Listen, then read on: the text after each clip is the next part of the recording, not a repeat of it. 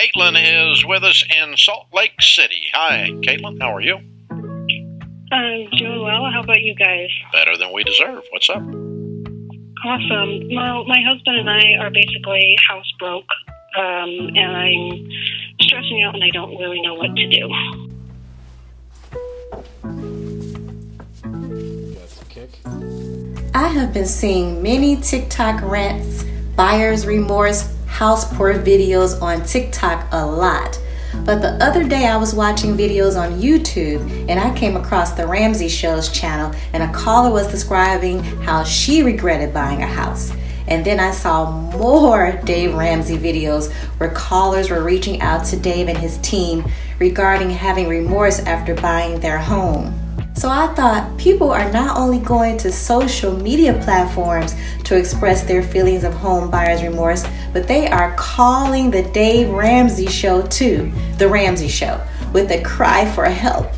I'm having a little bit of buyer's remorse with our house. We bought about a $500,000 home. Okay. And we make about $10,000 every month. Okay. How much is your mortgage payment? $4,000. Okay. Yeah. That's why you're feeling that. You're about 40% of your income, and we would suggest that you be somewhere around 25%. For those who don't know who Dave Ramsey is, Dave Ramsey is a personal finance expert, radio show host, and author known for his advice on budgeting, debt reduction, and financial planning. His show, The Ramsey Show, focuses on helping listeners achieve financial freedom or financial peace through practical advice on getting out of debt, building savings, and making wise financial decisions. The Ramsey Show often features live calls from listeners seeking guidance, success stories, and discussions of Ramsey's baby steps approach to managing money. After the call, the caller should end up with a plan and with hope. Chelsa is on the line. Chelsa, welcome to the show. Hi, thanks for taking our call. Sure. How can we help? Well, speaking of things that you cannot afford, my husband and I bought a house in August, and we are having some buyer's remorse, and we're now wondering if we should sell our house. A few months after, so we got married in August and also bought our house, and we instantly had the buyer's remorse because that was about the time we got into Dave and baby steps, and the house is definitely not what he recommends. But then I also lost my job, so that was about $100,000 pay cuts. And we've been working with a financial advisor, and we've cut out everything, and we're on baby step 2, but we're barely making ends meet. And last night, we had to spend about $10,000 to save our puppy's life that we didn't plan on. I'm so sorry. You guys have been through it. You. We have. It's been a rough, our mortgage is now 52% of our total income. Take-home pay? Of take-home pay, yeah. Okay. And so we're debating selling our house. So your mortgage payment is $5,200 a month on a 30-year? Yes. Oof. Man, I gotta tell you, Chelsa, I hate telling folks to get out of their house, George. But That's a big move. I actually rarely tell people to sell the house, but this is one of those situations where I wouldn't be able to breathe if I were you. She can't breathe. I have to tell you, it bothers me. It bothers me. And I feel bad for the homeowners who are in these situations. I decided to share some of the phone calls made to Dave's show and give a little commentary regarding what they're experiencing and advice for those wanting to become homeowners. Advice that could prevent you from having regrets and making a call to Dave Ramsey, because no one wants to feel trapped in a home and not be able to enjoy their home and not have a life outside of it. Buyer's remorse is real. Nearly all buyers in 2023, 93% of them surveyed, have regrets about buying their home, up from 72% in 2022 according to a survey conducted by Clever Real Estate. It's common, especially among first-time home buyers. After all, a home is typically the biggest ticket item most people ever purchase. It involves not only a lot of money, but a big change in their lives. The typical reasons home buyers feel remorse after purchasing their home, and you'll also hear from these callers, are they paid too much for their home? They have become house poor, which means a significant chunk of their income goes towards their mortgage, leaving little room for savings, emergencies, or even enjoying life. They didn't buy the home they really wanted. They don't like the neighborhood. They were not prepared for the maintenance or the responsibility, or they missed their old home or lifestyle. Debbie is with us in Detroit. Hi, Debbie. Welcome to the Ramsey Show. Hi, thanks for taking my call. Sure. What's up? My husband and I made a huge mistake. We moved into a house about 2 months ago, and with the housing market being so crazy and lots of competition for homes, we made a mistake of buying a house for more than we wanted to spend. We paid over list and appraisal, and we're now in a house that we just feel like we can't afford the mortgage payment. It also has a pool that is much more of an expense than we thought it would be. The house needs a lot of repairs, and some things have come up in the last couple of months that we didn't realize were going to need to be repaired right away.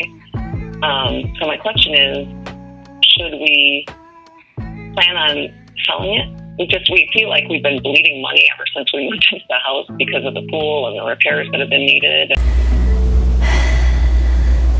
Your home should bring you joy, not financial stress. So let's discuss some ways to prevent home buyer's remorse.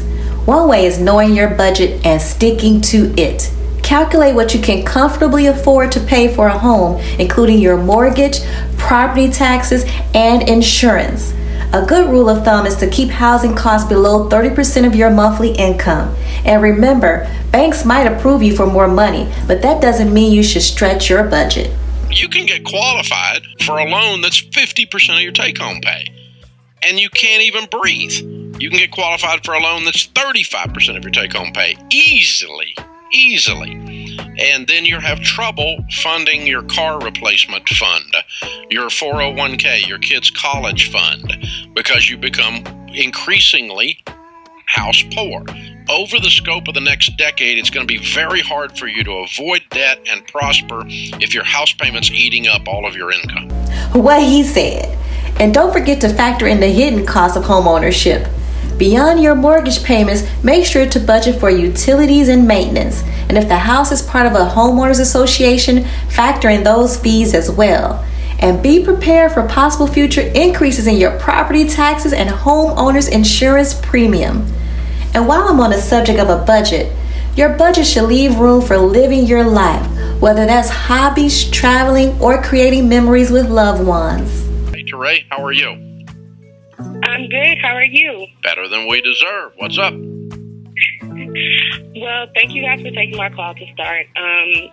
So basically, I purchased a home, my first home, back in October, and I am now experiencing buyer's remorse.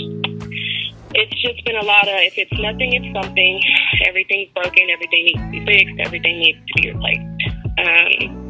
And so I guess my question is, if I did not make the best decision, how do I make the best decision moving forward in rectifying, controlling, and maintaining my financial responsibilities to build and so forth?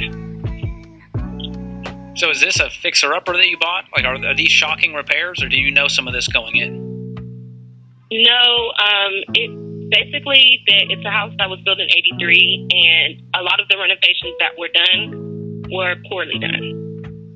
Okay. And this buyer's remorse, is this coming from the mortgage payment being too big, or is it all these repairs that you don't have the cash to do? Where's that coming from? Both. I feel like I'm paying too much on my mortgage for all of the repairs that I'm ending up having to take care of now that I've moved in. What are some examples of the three biggest, most worrisome things and the cost of them that you had to fool with? One of the things I have not started working on, but it is something that is being told that I need to start planning, is the roof. As well, the majority of the appliances that look to be new are having to be replaced. Insulation is completely poor. I have to have someone to come in and look at that. So those right now are just a few of the things that I'm trying to work on. We had a technician come out during Christmas because the AC was a problem, and he told me that it was leaking around somewhere in the attic, which was causing mold or some sort. And he was just like, it's not major, but it is something that I wanted to look into. I'm an overthinker. Like I said, this is my first home. I'm new to all of this, so I'm panicking right now, and I'm just trying to stay on top of everything. all of the appliances look new but need to be replaced. Are they not working? Absolutely not. What's not working? Your dishwasher doesn't work. No dishwasher, stove, refrigerator, nothing. None of them work. No. Did the inspector catch any of this? No. Did you have a home inspection? Yes, I had 2 home inspections, and I had a gas leak that was so extreme I couldn't stay in my house for 2 days, and I didn't know. How I asked, how did y'all miss it? So your home inspector is an idiot. Okay. Yeah. Obviously, right? I mean, you miss a gas leak and appliances that don't work. That's a basic thing. You go through and turn on all the appliances. It's basic home inspection stuff. Okay. Another way to prevent home buyer's remorse is to do your due diligence before you buy. That includes having a home inspection conducted and a review of the seller's disclosure. A home inspection can uncover problems like structural issues, outdated systems, appliances not working, or expensive repairs, and the seller's disclosure can help you understand the home's condition.